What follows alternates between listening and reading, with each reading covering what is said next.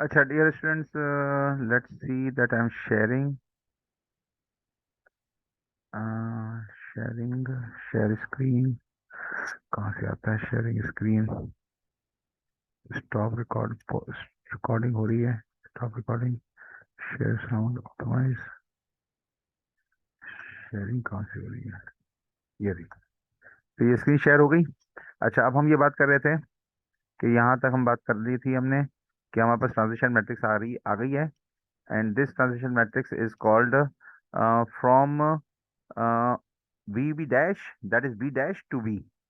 तो अगर हमारे पास कोई वेक्टर मौजूद हो कि जो कि वी डैश न्यू बेस में मौजूद हो तो हम ओल्ड बेस हासिल कर सकते हैं।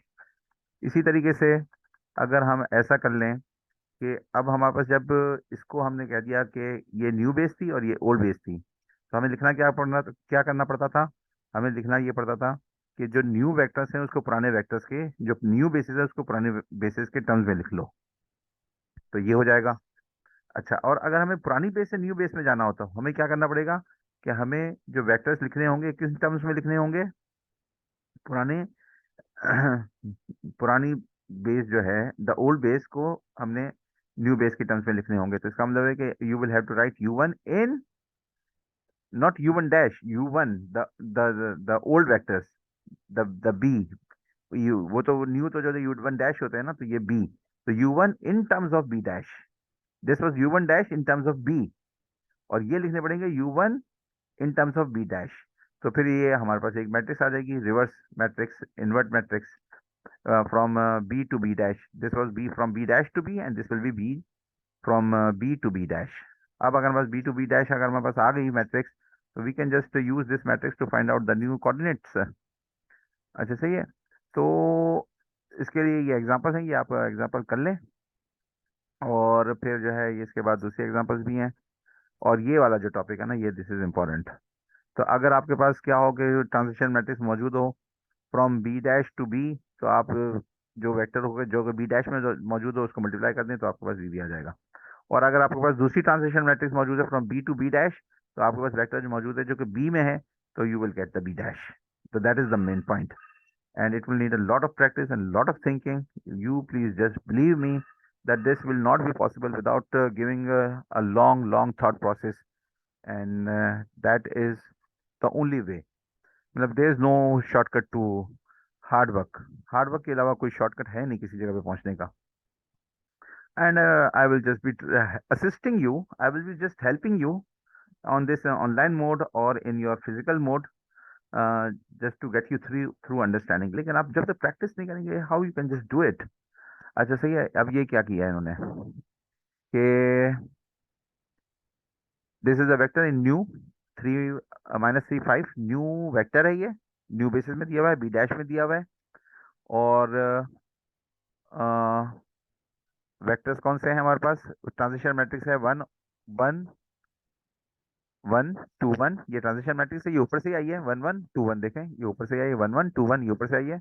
और ये वेक्टर दे दिया नया वाला, तो इसको जब इससे मल्टीप्लाई किया माइनस थ्री फाइव से, तो हमारे पास ये ओल्ड वेक्टर्स आ गए in terms of V B. Right. तो ये एक है, मतलब ये मौजूद देख इसमें ये देखिएगा कि ये आपके पास न्यू वेक्टर की न्यू बेसिस की वेक्टर में मौजूद था, तो आपके पास ओल्ड आ गया। लेकिन आमतौर पे आपके पास जो स्टैंडर्ड वेक्टर में दिया हुआ होगा, तो फिर आपको क्या करना पड़ेगा? अच्छा, अब मैं आपको एक और कॉन्सेप्ट देता हूँ। वो क्या है? ये वाला कॉन्सेप्ट है ये, कि आप पहले एक को कन्वर्ट करें from B dash to B, और फिर दोबारा से कन्वर्ट करें बी टू बी डैश। तो आपके पास क्या ट्रांजिशन क्या आ गई? From B to B. तो बी टू बी का मतलब तो ये है कि कोई आपके पास वेक्टर है, एक वेक्टर है इन सम डोमेन। लेट्स से जस्ट थोड़ा सा स्क्रैचिंग तो करनी पड़ती है, थोड़ी सी स्क्रिबलिंग करनी पड़ती है। तो मैं कहता हूँ कि भाई मुझे जो है ना, बहुत ही अजीब सा पॉइंट है। आप देखिएगा कैसी अजीब सी बात हो रही है कि भाई एक वेक्टर है, ये है लेट्स से के एक्स, और ये है वाई, और इसके अंदर यूनिट वेक्टर है आई, और ये यूनिट वेक्टर है जे, और यहाँ पे एक नंबर लिखा हुआ है 3, 2। तो मैंने कहा कि भाई ये किस टर्म्स में दिया हुआ है? भाई ये टर्म्स में दिया हुआ है 3i प्लस 2j टर्म्स में दिया हुआ है। तो सही है भाई। दिया हुआ, तो कहता है इसको भाई जो है इसी टर्म्स में दोबारा बताओ, तो वो क्या आना चाहिए? जाहिर बात है वो 3,32 ही आएगा। इसी बेस में आप पूछ रहे हैं, इसी बेस में दिया हुआ है, इसी बेस में पूछ रहे हैं, तो क्या आएगा? यही आएगा। तो यही वाली बात हो गई है। तो ये बी डैश से आपने ट्रांसफॉर्म किस में करना है? B dash to B dash. तो अब इसको किससे मल्टीप्लाई करना पड़ेगा? इसको किससे मल्टीप्लाई करेंगे कि ये हमारे पास वापस वेक्टर आ जाए? तो you will need a matrix यार। एक कोई मैट्रिक्स होगी जिसको आप इसको मल्टीप्लाई करेंगे 3 और 2 से। एक और मैट्रिक्स है 3 2, जो कि वेक्टर है। और वो आप इसका आपको जवाब 3 2 चाहिए वापस में, दोबारा से। तो ये ट्रांजिशन मैट्रिक्स क्या है? This is a transition matrix from B to B equal to. तो ये क्या होगी? ये यूनिट यूनिट मैट्रिक्स होगी, जाहिर बात है। इसके अलावा कुछ हो नहीं सकता जिससे मल्टीप्लाई करें तो वापस ये नंबर वापस आ जाए, यही नंबर वापस आ जाए। तो वो क्या हो सकता है? वो that is only possible if this is a unit vector और यूनिट यूनिट मैट्रिक्स। बात समझ में आई? अच्छा, तो ये वाली बात यहाँ पे हो रही है। तो इसका मतलब ये है कि if you just go for transition from B dash to B and again back back to B, back again from B to B dash, this will, if you just multiply it with, you will be getting a unit matrix. अगर ये unit matrix है, अगर ये unit matrix है, you see, if this matrix p b dash to b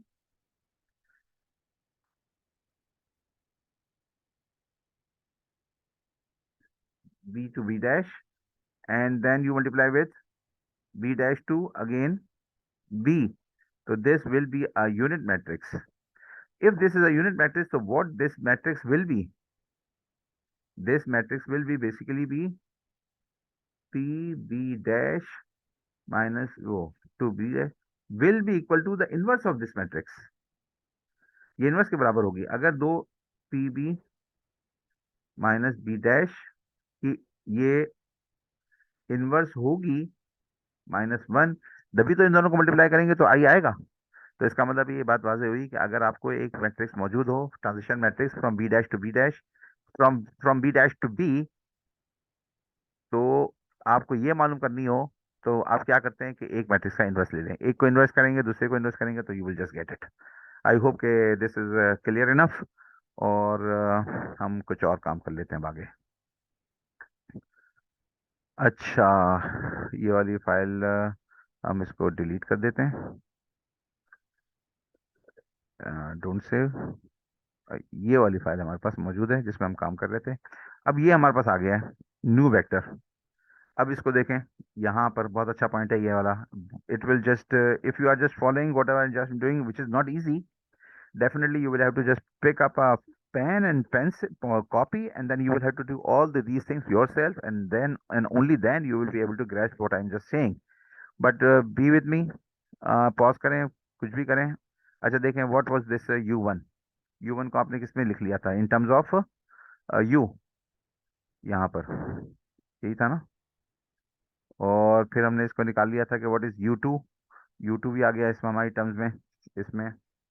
तो ये जो था वो था 4/11, और ये था -1/11, और फिर ये आ गया 3। तो ये मैं जो है थोड़ी सी करेक्शन कर दूं आपको कि this is not dash here, definitely this is not dash. अच्छा, तो तो ये हमारे पास जो आई थी चीज, वो जिसमें हमने u1 की वैल्यू पुट कर दी थी, तो u2 आ गया था हमारे पास। तो व्हाट वाज u1 ये था, और u2 ये आ गया। तो हम इससे एक ट्रांजिशन मैट्रिक्स बना सकते हैं। इससे हम ट्रांजिशन मैट्रिक्स बनाते हैं। This is 4,11। तो this transition matrix is from,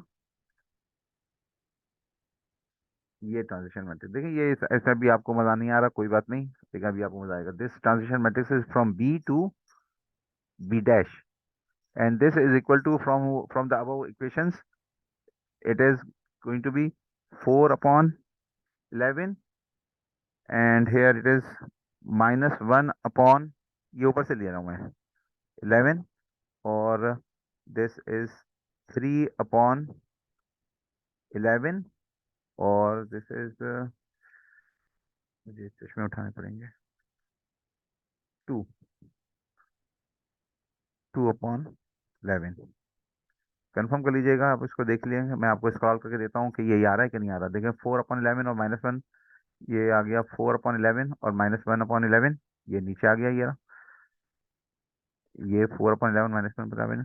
और ये जो हमने कैलकुलेट किया है U2, वो क्या किया है 3/11, 3/11 और 2/11, ये कैलकुलेट किया है। और ये क्या चीज़ कैलकुलेट की है, ये नया वेक्टर है। तो ये ट्रांजिशन मैट्रिक्स है, ये नया वेक्टर है। तो ये कैलकुलेट किया, लेकिन हमारे पास तो पुराने वेक्टर से नया वेक्टर चाहिए, ये हम पहले कैलकुलेट कर चुके हैं। तो what we do here is, हम इसको यहाँ पे मल्टीप्लाई करते थे W से। तो ये W किसके बराबर था, ये जो हम लेके चले थे इसको 3 - 5 लेके चले थे, इसको हम जरा मल्टीप्लाई करके देखें ये क्या आता है। This comes out to be what, यहाँ से मल्टीप्लाई करके देखें इसको 3/11 आ गया, और यहाँ से -13/11 आ गया। एग्जैक्टली दिस इज, देखिए ये 3 मल्टीप्लाई हुआ तो ये 12 हो गया, 12/11, और ये हो गया -15। तो -15 ऊपर तो नीचे तो 11 ही है, तो यहाँ से 12, यहाँ से तो ये -3/11 आ गया, और यहाँ से आपने मल्टीप्लाई किया तो ये हो गया -3, और यहाँ से आ गया -5, -10, 2 × 5 तो ये 13 हो गया। तो ये एग्जैक्टली मैच हो गया नहीं हो गया, this is exactly matched with this and this thing are exactly match, exactly match हो गया। तो ये हमने ट्रांजिशन मैट्रिक्स से फाइंड आउट किया है, ये हमने बाय बेसिक प्रिंसिपल से फाइंड किया है। और ये हमने क्या, इसमें ये जो B B to B dash है, तो यहाँ पे हमने क्या इस्तेमाल किया है, ये जो था ये किस में था, ये बी में था, और बी में था तो ये आ गया। अब हम करते हैं एक और काम, अब हम इसको इस्तेमाल करेंगे और ट्रांजिशन मैट्रिक्स वो वाली इस्तेमाल कर लेंगे। तो let's use the transition matrix यहाँ पे। और वो ट्रांजिशन मैट्रिक्स क्या थी, और वो थी B dash U1 dash, the U1 dash was 2 and 1, and this was I guess -3 और 4। कंफर्म कर लीजिएगा ये वाली चीज।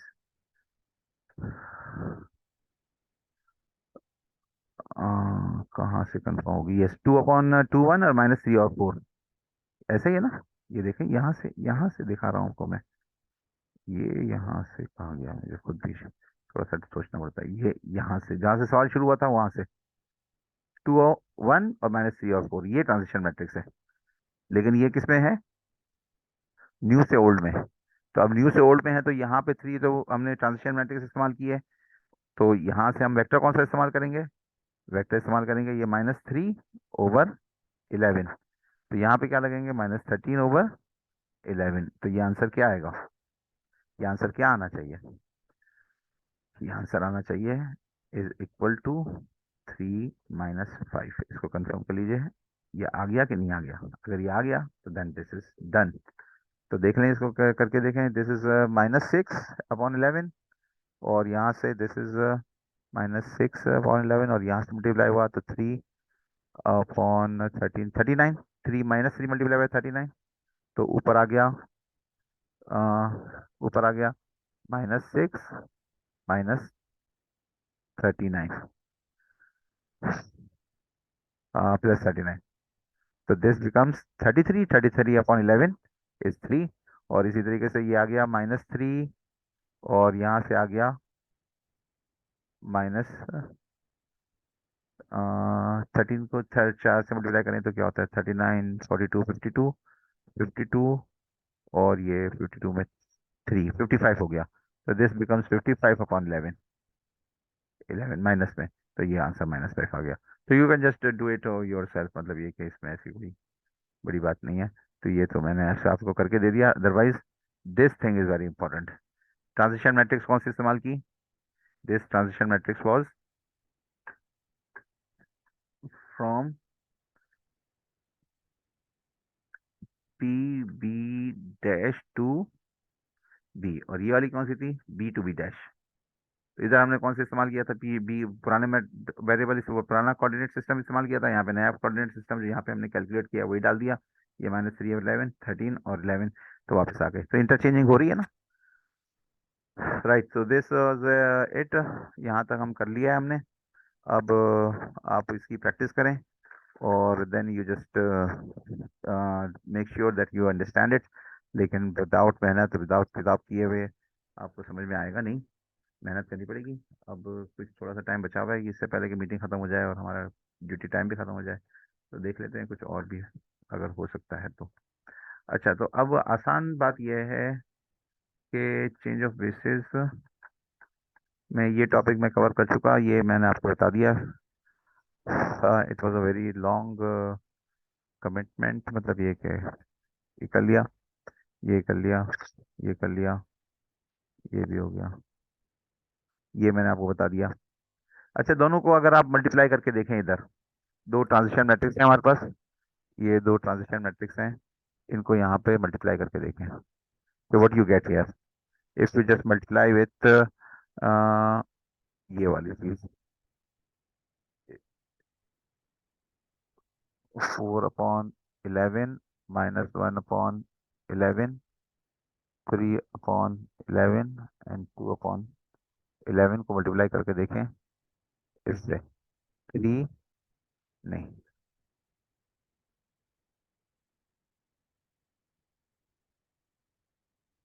ये -3, 2 -3, 1 and 4, व्हाट यू गेट? हाँ, ये देखें, यहाँ से 3 मल्टीप्लाई होगा 4 से, तो हो जाएगा आ, यहाँ पे 1 आएगा, यहाँ पे 1 आएगा, यहाँ पे 0 आएगा, यहाँ पे 0 आएगा। तो ये 0 कैसे आएगा, 1 कैसे आएगा?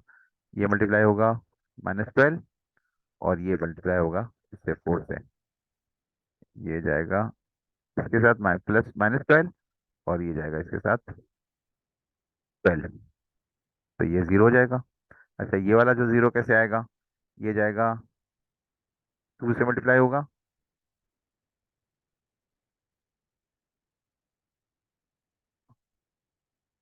ये 2 से मल्टीप्लाई होगा, तो ये -2 हो जाएगा, अपॉन में 11 है, और ये 2 प्लस है, तो ये 1 से मल्टीप्लाई होगा, तो प्लस में 2 आ जाएगा, तो ये 0 आ जाएगा। इसी तरीके से इन दोनों चीज़ों को भी आप 1 1 भी लेके आ ही जाएंगे। ठीक है। अच्छा, राइट। तो ये भी मैंने आपको बता दिया कि दो ट्रांसलेशन मैट्रिक्स को अगर आप मल्टीप्लाई कर दें तो यूनिट मैट्रिक्स आ जाता है। आगे लेके चलते हैं इसको।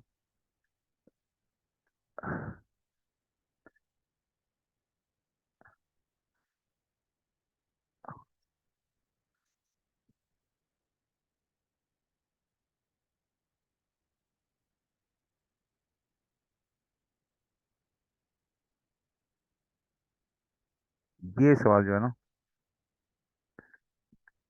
ये सवाल कहाँ था, ये बात हो रही है, quick method of transferring from two basis of R2 और new basis and old basis. हाँ, इसके अंदर ये बात ये है कि अभी हम स्टैंडर्ड बेसिस के अंदर बात चल रही थी ना, लेकिन अगर लेट्स से कि अगर दो बेसिस हैं जो कि स्टैंडर्ड बेसिस नहीं है, इसका मतलब है कि दो बेसिस हैं और वो कुछ इस तरीके के हैं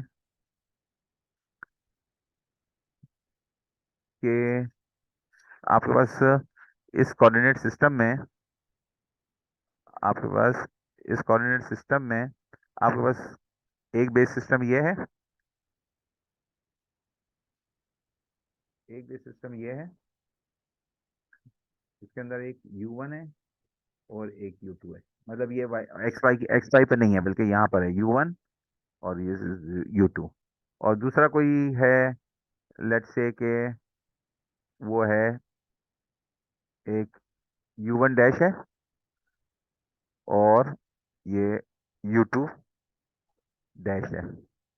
तो इनके अंदर आपस में कन्वर्जन करनी हो तो क्या तरीकाकार है? उसका तरीकाकार ये है कि आप क्या लेंगे, आप ये लेंगे न्यू बेस ओल्ड बेस, दोनों की बेसिस को ले लेंगे और इसको आपस में इस तरीके से लिख लेंगे, और उसका इन्वर्ट लेना शुरू करेंगे, और जहां पर ये दूसरी बेस आ जाएगी ना, आइडेंटिटी, तो ये आपके पास ट्रांजिशन मैट्रिक्स बन जाएगी।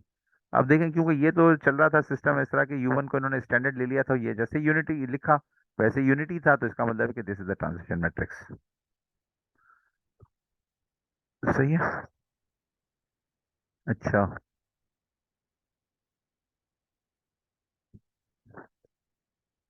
तो ये तो क्यों स्टैंडर्ड बेस था, लेकिन अगर आपके जो पास सवाल आएंगे वो तो स्टैंडर्ड बेस में नहीं आएंगे, उस पर इंशाल्लाह हम नेक्स्ट टाइम में प्रैक्टिस में कर लेंगे और क्लास में भी कर लेंगे, और फिर मैं कुछ भी अपडेट अपलोड कर लूंगा। तो just be sure that you just go through it. ठीक है, सही है। अस्सलाम वालेकुम।